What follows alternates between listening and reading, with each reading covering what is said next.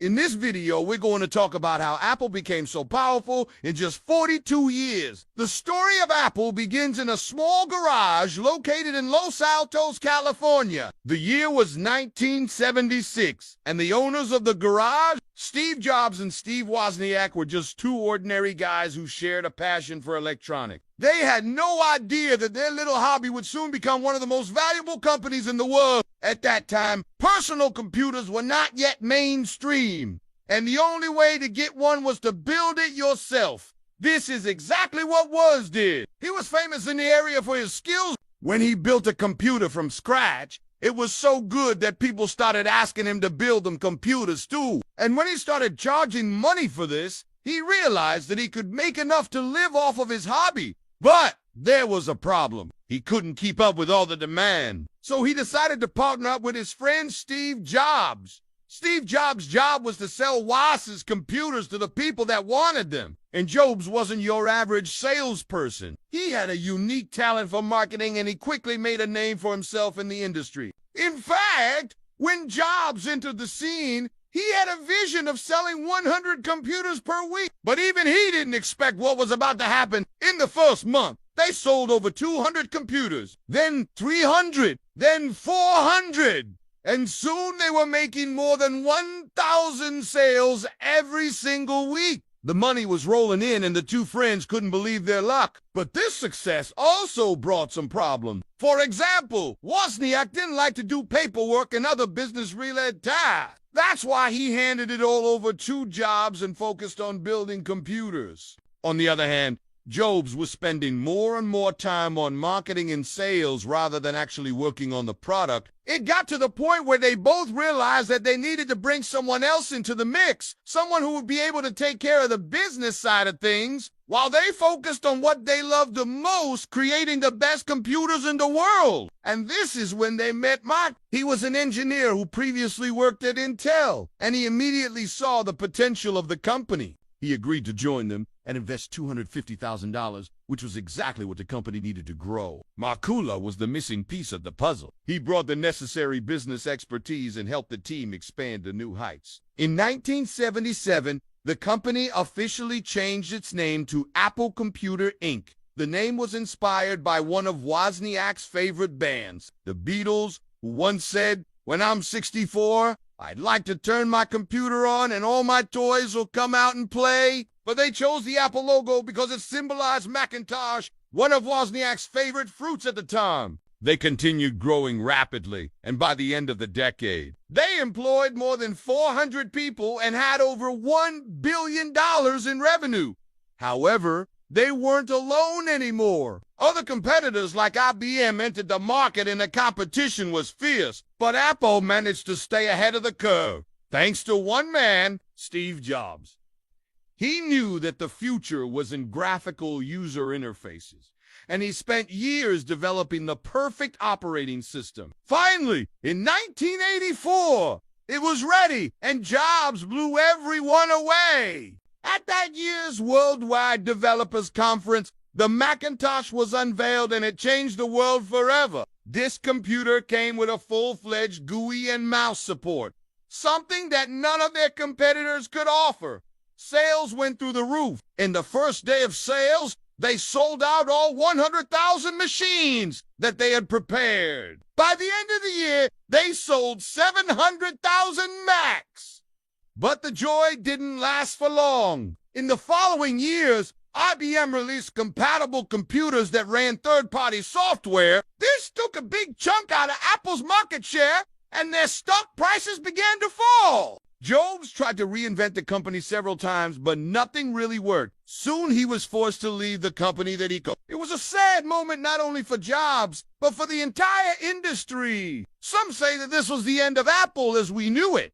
But they were wrong. What happened next was beyond anyone's expectations. After his dismissal, Jobs founded a new company called Next. Meanwhile, Apple was in desperate need of a new hit product. Their current operating system, System 7, was outdated and couldn't compete with Windows. They needed something fresh, something that would blow everyone away. And this is when the macOS team lead Avner Boyum approached management with a crazy idea. He wanted to redesign the entire operating system from scratch. Management loved the idea and gave him the green light. For the next 3 years, Baum and his team worked tirelessly on what would become known as macOS X.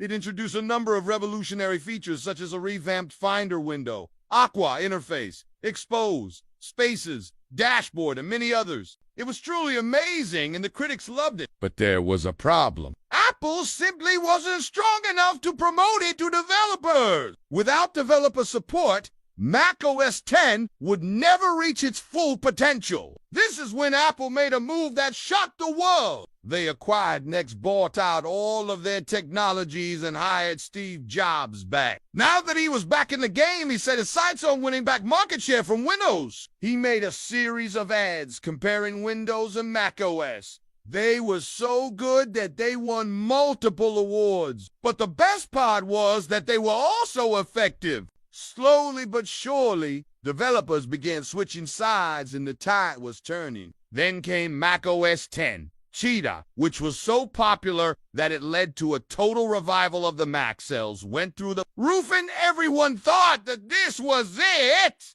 Apple was finally back on top, but they had bigger plans. The iMac was unveiled the same year. Its transparent design caught everyone's attention, and it became an instant bestseller. With each new release, Apple was gaining more and more ground. They kept releasing innovative products like the iPod, iPhone, MacBook Air, LED cinema displays, and many others. Meanwhile, their advertising reached a whole new level with iconic ads like "Get a Mac" and "I'm a Mac." Every new product launch was a media frenzy. People couldn't wait to get their hands on the latest gadgets. But the competition wasn't sitting idle either. They kept trying to copy Apple's success with mixed results. While some products like the Surface were successful, others were not. As time went on, Apple continued to build on their success. They expanded into new markets, acquired promising companies, and developed groundbreaking technologies.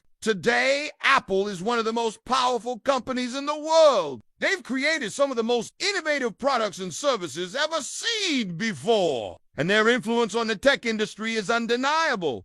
So, what's the secret behind Apple's success? Why have they been able to maintain their dominance for so long? Well, there are many factors at play. One of the most important ones is their ability to innovate. Apple has always been a company that pushes the boundaries of what's possible. They're not afraid to take risks and experiment with new ideas. This has allowed them to create products that surprise and delight customers, keeping them loyal to the brand. Another factor contributing to Apple's success is their strong brand identity. From the iconic Apple logo to the company's commitment to design and innovation, everything about Apple is carefully crafted to project a certain image. This consistency in messaging has helped the company build a strong emotional connection with customers, which leads to increased brand loyalty and advocacy. Moreover, Apple's ecosystem of products and services plays a crucial role in their success.